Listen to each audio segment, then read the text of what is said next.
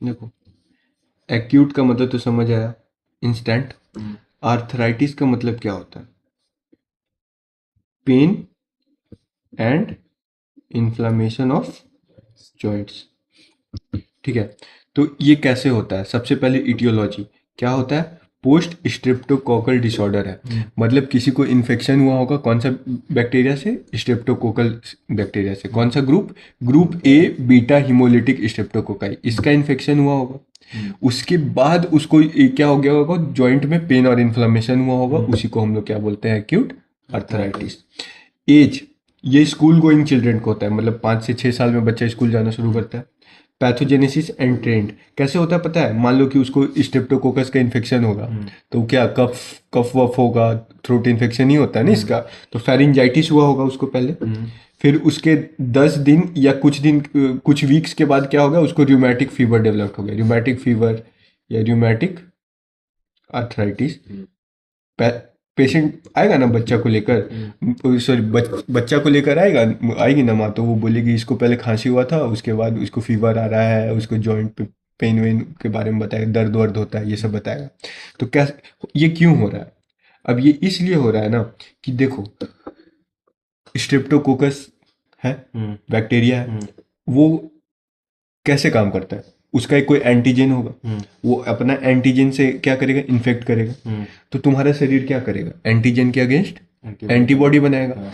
अब तुम्हारे शरीर में कोई कोई ऐसा जगह है ना, जहां का स्ट्रक्चर जो है ना, स्ट्रेप्टोकोकस एंटीजन के सेम है। तो तुम्हारा बॉडी क्या बनाया हुआ है? एंटीबॉडी। तो तुम्हारा शरीर जो है वो एंटीबॉडी से क्या करेगा? स्ट्रेप्टोकोकस का एंटीजन को मारने जाएगा, लेकिन सेम स्ट्रक्चर का जहां पे होगा उसको भी मार देगा। तो यही प्रॉब्लम है रूमेटिक आर्थराइटिस में। इसी को हम लोग बोलते हैं molecular mimicry. Body tissue mimics streptococci antigen. ठीक है, अब क्या होगा? जब तुमको स्ट्रेप्टोकोकस का इन्फेक्शन होगा तो क्या होगा? Formation of antibody against Streptococcus antigen. अब क्या है, जो तुम्हारा एंटीबॉडी बनेगा वो क्रॉस रिएक्ट करेगा बॉडी का ओन टिश्यू से। क्यों? क्योंकि वहाँ का स्ट्रक्चर सेम है। जैसे हार्ट में, हार्ट का जो स्ट्रक्चर है और जॉइंट का जो स्ट्रक्चर और स्किन का स्ट्रक्चर है वो सेम होता है स्ट्रेप्टोकोकस एंटीजन से। तो हार्ट की माँ चोद देगा। तो क्या होगा? तो जब हार्ट के कौन से लेयर एंडोकार्डियम में सबसे ज्यादा करता है? हार्ट का भी सेम होता है ना स्ट्रक्चर? हाँ, मतलब हार्ट का और स्ट्रेप्टोकोकस का एंटीजन का। ठीक। देख वही है, यही लिखे, some of the body tissue has structural similarity to streptococcus antigen. यहाँ तक समझ आया कितना? आगे बढ़े। रूमेटिक आर्थराइटिस पूछेगा तो तुम ये मॉलिक्यूलर मिमिक्री समझा पाओगे? इसी को बोलते हैं मॉलिक्यूलर मिमिक्री। क्लिनिकल मैनिफेस्टेशन, एक होता है, आया है नया मॉडिफाइड जोन्स क्राइटेरिया, 2015 में आया है। ठीक है, इसमें है ना कि हम लोग डायग्नोज कैसे करेंगे कि तुमको रूमेटिक आर्थराइटिस है, तो उसका 3 गो क्राइटेरिया दिया है। मॉडिफाइड जोन्स क्राइटेरिया के अंदर 3 चीज है। एक है तुम्हारा major criteria, minor criteria and essential criteria. ठीक है, वही है कि कितना पॉजिटिव रहेगा, कितना निगेटिव रहेगा, तो उसके हिसाब से हम बोलेंगे कि रूमेटिक आर्थराइटिस है कि नहीं है, मतलब। ठीक है, तो मेजर क्राइटेरिया में याद रखना केसेस। केसेस में मतलब सी से कार्डाइटिस, हार्ट का इन्फ्लामेशन। हार्ट में 3 वॉल होता है ना, तीनों वॉल का इन्फ्लेमेशन, मतलब पेरिकार्डियम, मायोकार्डियम, एंडोकार्डियम, तीनों का इन्फ्लेमेशन। कार्डाइटिस, पैन कार्डाइटिस बोलते हैं। या तो क्लिनिकल हो सकता है या तो सब क्लिनिकल। क्लिनिकल का मतलब सिम्टम्स आ रहा है, और इको में भी पॉजिटिव, अब सिम्टम्स आ रहा है तो टेस्ट में तो पॉजिटिव ही होगा। सब क्लिनिकल मतलब उसको सिम्टम्स नहीं आ रहा है, लेकिन जब तुम उसका टेस्ट करवाने गए ना इको, तो उसमें क्या हो रहा है? पॉजिटिव आ रहा है। तो क्लिनिकल सब क्लिनिकल समझ आया? हाँ। सी हो गया। ए से होता है आर्थराइटिस। आर्थराइटिस कितना तरह का हो सकता है? जैसे मोनो आर्थराइटिस, कोई एक ही जॉइंट में हो, या फिर पॉली आर्थराइटिस, या फिर पॉली आर्थ्रैल्जिया। मतलब इसमें सिर्फ पेन है। आर्थ्रैल्जिया और आर्थराइटिस में क्या डिफरेंस है? आर्थराइटिस में पेन और इन्फ्लामेशन दोनों होता है, और आर्थ्रैल्जिया में सिर्फ पेन होता है। पेन होता है। सबक्यूटेनियस नोड्यूल बनेगा। ठीक है, और ये होता है इरिदीमा मार्जिनेटम, स्किन पे दिखेगा तुमको, क्योंकि स्किन का भी स्ट्रक्चर सेम। क्या होगा पता है? ऐसे दिखेगा, बड़ा बड़ा दिखेगा। क्या होगा ना, पूरा बाउंड्री पूरा रेड रहेगा और अंदर पूरा पेल येलो रहेगा। बाउंड्री पूरा रेड रहेगा और ऐसा ऐसा भी होगा ना कि दो को आसपास है, मतलब ज्वाइन होते हुए दिखेगा तुमको, इसी को बोलते हैं इरिदीमा मार्जिनेटम। इरिदीमा मतलब लाल, मार्जिनेटम मतलब मार्जिन में, तो क्या बोले हम, मार्जिन में लाल। ठीक है। एक होता है सिडेंडम स्कोरिया, सिडेनम स्कोरिया। ठीक है, सिडेनम स्कोरिया, कोरिया का मतलब होता है कि तुम्हारा जर्की मूवमेंट, कोरिया का मतलब, इसलिए इसमें क्या होता है जर्की। अब ये क्या है कि तुमको सबको इंडिविजुअली पढ़ना पड़ता है, लेकिन इस यहाँ पे जरूरत नहीं है। ठीक है। माइनर में याद रखना कैफे पी। ठीक है, जैसे सी से हो गया इंक्रीज सीआरपी, इन्फ्लामेशन होगा सीआरपी बढ़ेगा।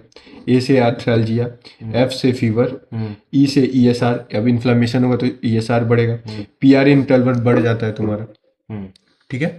एसेंशियल क्राइटेरिया, एसेंशियल क्राइटेरिया में हैट याद रखना, इसमें क्या होगा, हिस्ट्री ऑफ प्रीवियस शोर थ्रोट होगा, सब केसेस में नहीं होता है लेकिन नॉर्मली होता है।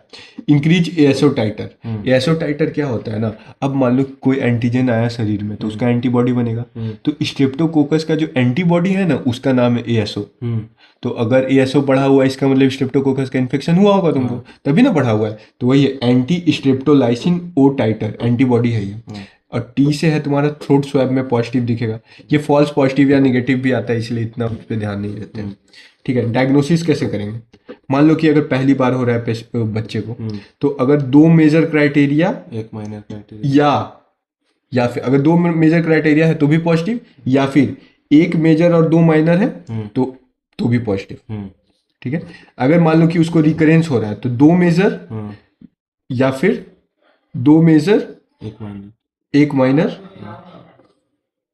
नहीं गलत है, ये एक मेजर और दो माइनर जो सेम है यहाँ पे। ठीक है, या दो मेजर फिर एक मेजर एक माइनर, यहाँ पे दो मेजर एक मेजर एक दो माइनर, या फिर तीनों माइनर, यहाँ पे स्पेशल क्या है ये तीनों माइनर। अगर ये हुआ साथ साथ में सारे एसेंशियल क्राइटेरिया प्रेजेंट है, मतलब ये तीनों, तो हम लोग क्या बोलेंगे, आपको एक्यूट आर्थराइटिस हो गया है जी। समझ आया? तो मैनेजमेंट क्या करेंगे, मैनेजमेंट होगा ना जी कुछ, तो मैनेजमेंट में दो चीज होता है, एक होता है ट्रीटमेंट, एक होता है सेकेंडरी प्रोफाइलेक्सिस। इस सेकेंडरी क्यों बोल रहे हैं बताएंगे। मैनेजमेंट में क्या करेंगे, पहले बोलेंगे 2 वीक का बेड रेस्ट, और एंटीबायोटिक कौन सा देंगे, पेनिसिलिन देते हैं हम लोग। कौन सा, injection penicillin G. Penicillin G का दूसरा नाम बेंजाथिन भी है। एक सिंगल डोज देंगे, बोलेंगे चिल करा। अगर इंजेक्शन नहीं देना है तो बोलेंगे ओरल पेनिसिलिन वी। उसमें को कितना देते हैं, 250 mg QID, मतलब 4 times a day into 10 days।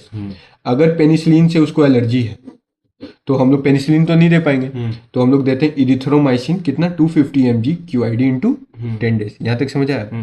साथ में एंटी इन्फ्लामेटरी ड्रग्स देंगे, कौन सा, जैसे स्टेरॉइड्स दे सकते हैं, एस्पिरिन दे सकते हैं। स्टेरॉइड्स ही हम लोग मोस्टली देते हैं, तो एस्पिरिन कब देते हैं, फिर एस्पिरिन तब देते हैं ना जब सिर्फ अर्थराइटिस है, उसके अलावा और कुछ नहीं है, तो हम लोग बोलेंगे कि भाई एस्पिरिन दो। अगर बाकी सब कंडीशन में स्टेरॉइड्स देंगे। सेकेंडरी प्रोफाइलैक्सिस, सेकेंडरी प्रोफाइलैक्सिस इसलिए बोलते हैं इसको क्योंकि ये दवाई तुम उसको दोगे ना जिसको पहले एक बार इन्फेक्शन हुआ है, तो मतलब इन्फेक्शन हो गया है। प्राइमरी प्रोफाइलैक्सिस क्या होता है कि उसको इन्फेक्शन होने ही नहीं देना, जैसे पोलियो का दवाई दिए तो इसका मतलब ये थोड़ी है कि तुमको पहले पोलियो हुआ था तब पोलियो का दवाई दिया और बाद में पोलियो नहीं होगा।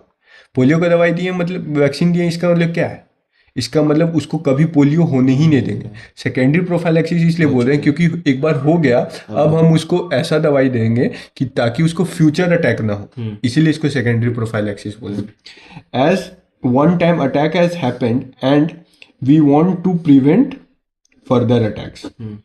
ठीक है, तो इसमें भी हम लोग पेनिसिलिन ही देते हैं, वही दवाई देते हैं, डोज कम है। ठीक है, बेंजाथिन या पेनिसिलिन जी का इंजेक्शन देंगे। अगर बच्चे का वेट 30 kg से ज्यादा है तो 12 lakh international unit every 3 week. अगर 30 kg से कम है तो 6 lakh international unit every 2 week.